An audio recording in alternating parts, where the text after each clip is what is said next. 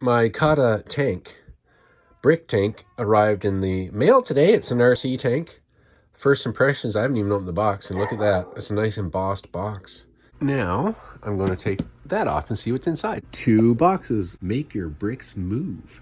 I love pad printing far more than stickers, but with this one you can do Polish tank or you can do a Russian tank. The quality of the bricks seems quite good. So far it's been challenging in a couple spots, but it really has been a fun build so far. So the building, well, everything came together pretty well. Building was quite fun.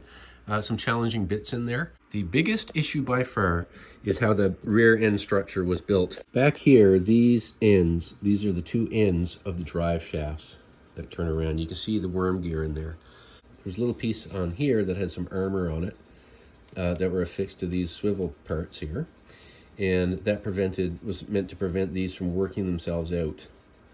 It didn't work. After a bit of driving, one or both would work themselves out and disengage the gears. It's not a modular thing. You can't just pop this piece off and work on the gears, which would be nice. That, to me, is a design problem. Twice, I had to take all this apart, get back into the instructions, figure it out. Well, I got tired of that. My solution was to rebuild the back. I put this bar across here, and that actually stops those pieces from coming out. I totally took the back apart. I rebuilt it. These, I didn't know what to do with these. I'd have to major rebuild, take everything apart to get the swivel pieces out. So I just put these here like this. You know, looks fairly decent. The exhaust pieces are all, you know, not in the right spot. They're not built the way they came. And I've test driven this tank lots now, and you know what? They don't come out anymore. These are spare pieces left over from my rear end rebuild. This is what the rear end looks like now. This is what it's supposed to look like. It's very different. I can live with it. The other challenging part, frustrating part of building it was the wires for all these components. There's a lot of wire. It's very long, far more than you need, so you have to fold it back on itself, tuck it in and all that. And they've got these channels. These are the pieces here that are right there.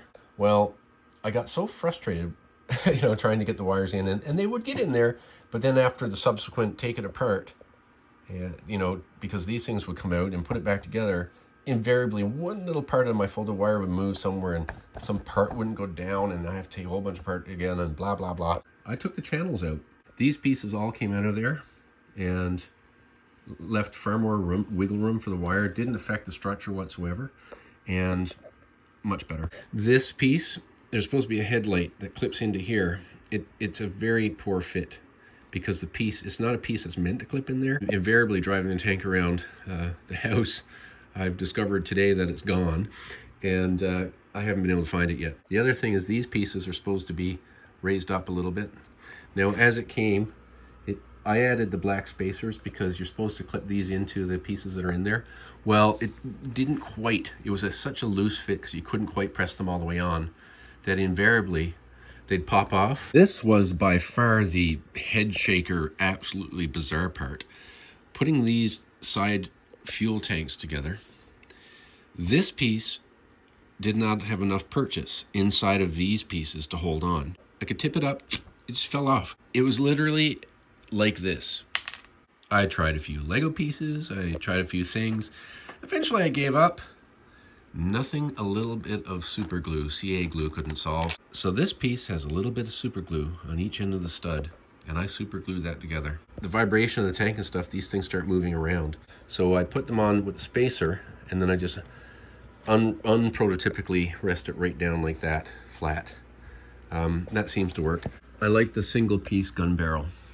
Here, they're not, and these you have to sort of fiddle and make them straight. Minor, of course, but I would prefer a long single piece. There's no hatches that open or anything, that's okay.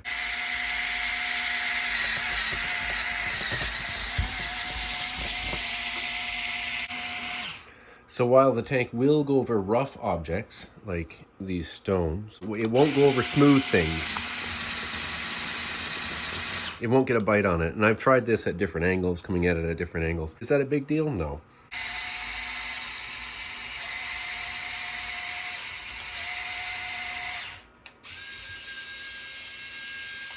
It does wobble when it goes this direction. wobble right there. Only in that direction.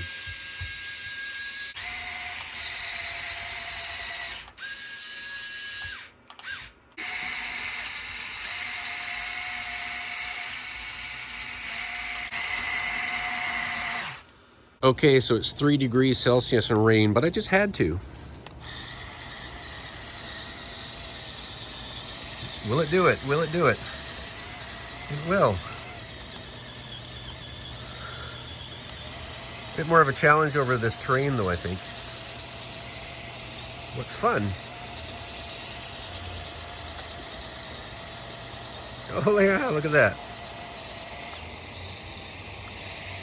Let's go down the railway track. Cool. Again, the presentation box, really nice. So if I were to say presentation, you know, 10 out of 10. If I were to say the quality of the instruction manual, 9.5 out of 10. Quality of the bricks, 9.5, you know, compared to Lego, 9.5 out of 10. The design, how it comes together with some of the flimsy bits and the fact that the back would pop out, I'm going to have to give it a 6 out of 10, maybe a 5 out of 10, 5 or 6. I mean, the whole drivetrain works really well. Overall fun, so I'd say 10 out of 10 for fun. Controller, pretty good. It's really, I mean, there's no graduated anything. It's on, off. But you know, the tank moves slow and steady. Believe it or not, it's not infrared or radio. It's 2.4 gigahertz digital radio. Final thoughts, great product idea, good drivetrain. The build quality compared to Cobi, like in terms of you know, how it's thought through to put together, not as good as Cobi. Kudos to this company though for doing this. Am I pleased with this purchase? Yes, it gets a thumbs up.